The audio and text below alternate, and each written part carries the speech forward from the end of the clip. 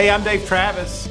I direct some of the work with senior pastors and boards with Generis, and I'm joined by my colleague and one of the principals of our firm, Jim Shepard.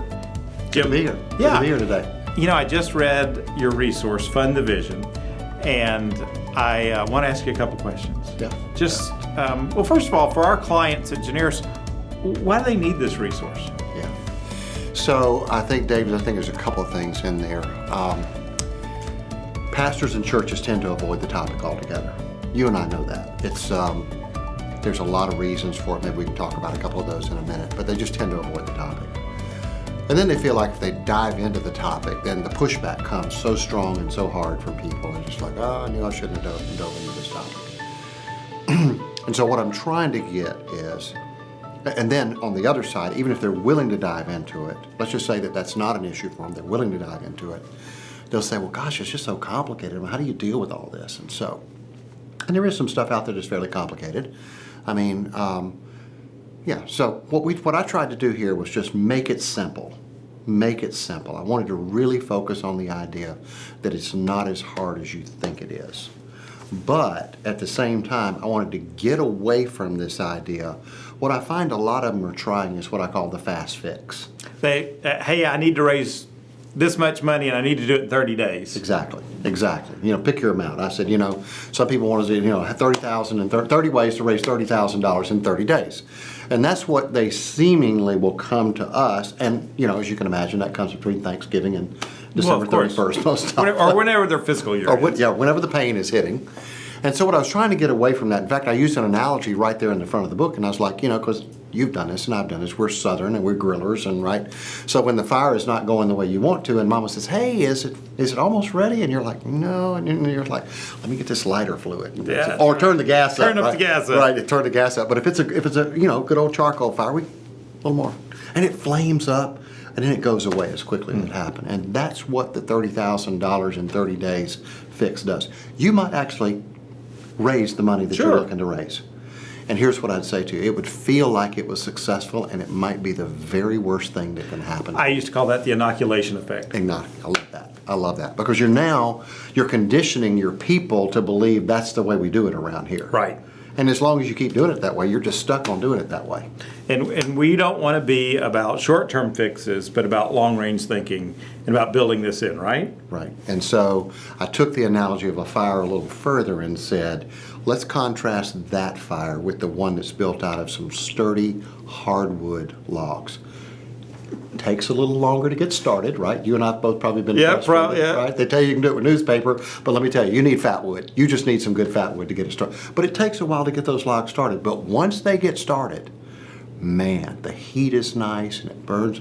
And that's what we're saying in these long-term strategies. If you'll take the time, avoid the short-term fix, you can have long-term effect built in. And that's really the idea that I was trying to get there. So you're avoiding the topic for a number of reasons. One of them is you might think it's too complicated. Here's 6 things. Let me get 6 things on the shelf. Now, by the way, there's a lot more things you could do. Yeah, absolutely. But let's get 6 on the shelf that everybody could do. And I want it to be reproducible. You don't have to have some big celebrity pastor, in your church. Every church can do these 6 things and it'll have some effect. So that's what I was trying to do, what we were trying to do right in the book here. Now, what everybody missed is the pre-conversation where we were talking about grilling and brisket and charcoal fires. So just have to imagine that for your own audience there, for your own sense. So we don't have food for you today. Don't have food for you today. No, in fact, I'm getting a little hungry. It's getting close to lunchtime here. So there's a step 1, or what's really significant about the step 1, which is about the pastor has to lead the way. Yeah.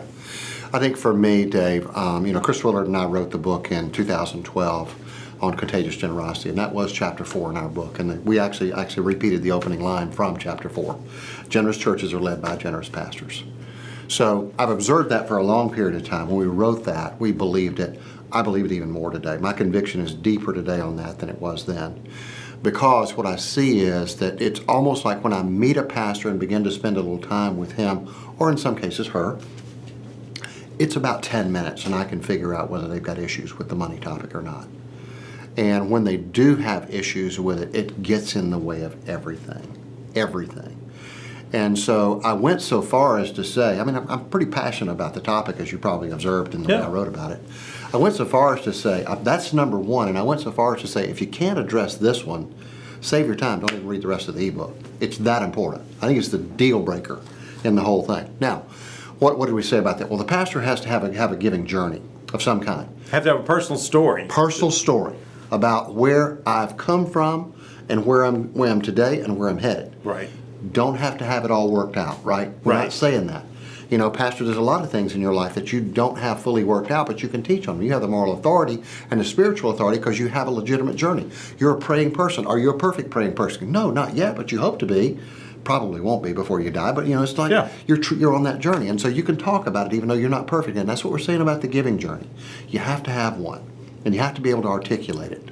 And yours is going to sound different from his and different, you know, but you have to have that. And it sets the tone for everything, your comfort level. And so when you preach and teach on it, people sort of know, oh, well, it feels like he's kind of stepping around, you know, the old cat on a hot tin roof, right? Mm-hmm. Or as we say in the South, the cat in a room full of rocking chairs. Exactly. You know, you're trying to avoid, you know, getting your tail stepped on. And you can tell that. You can sniff that out pretty good. You can tell whether the pastor's relationship with money is simple or complex.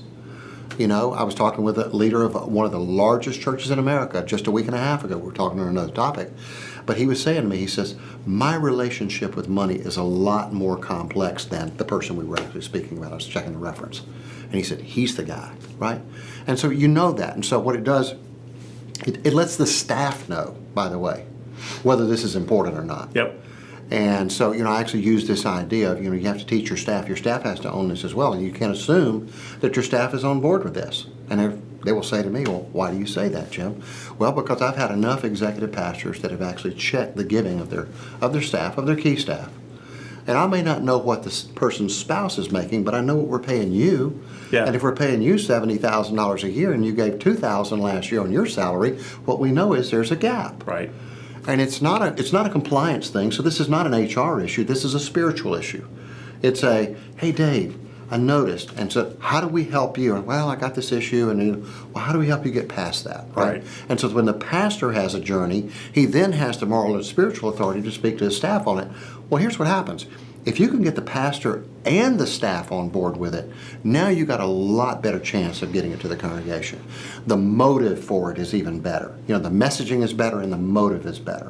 And I think the motive is really important. I just know that having watched this, you know, I've done this for over 26 years now, and there's a lot of samples in my and I think one of the great things that I've heard from our client churches at Generis is the way that our consultants help the pastor to structure that story, to tell that story well, to make it authentic, but also to help them in doing that, to bring that out of them in ways they haven't thought of before. And that is really necessary for a pastor to lead the way, is to be able to tell their story authentically, but also as a part of being the leader there.